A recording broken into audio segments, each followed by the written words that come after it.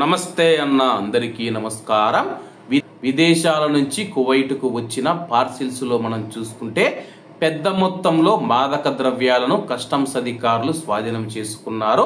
వివరాల్లోకి వెళ్తే customs general administration కు చెందిన సిబ్బంది ప్రత్యేకంగా customs warehouse department Kuwait కు వచ్చిన పెట్టెలు ఏవైతే ఉన్నాయో ఆ యొక్క పెట్టెలలో బట్టల కింద మరియు అలాగే చెప్పులు కానీ హ్యాండ్ బ్యాగులు కానీ వాటి క్రింద దాచిన సుమారు 1,00,000 మాదక ద్రవ్యాల మాత్రలను అక్రమంగా తరలించే ప్రయత్నాన్ని విజయవంతంగా అడ్డుకున్నారు.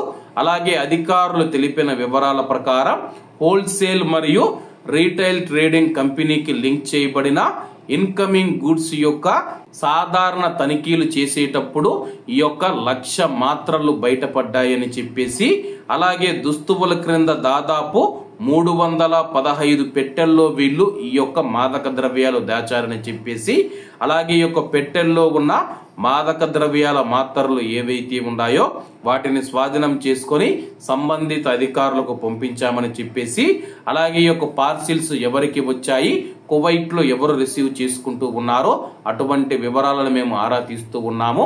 నిందితులను కఠినంగా శిక్షిస్తామని చెప్పి అధికారులు తెలిపారు. కాబట్టి కువైట్ లో ఉన్న మన భారతీయులు ఇటువంటి విషయాలలో చాలా జాగ్రత్తగా ఉండాలని కోరుకుంటూ అందరూ బాగుండాలి, ఎందులో మనం ఉండాలి. అందరికీ నమస్తే అన్న, జై హింద్.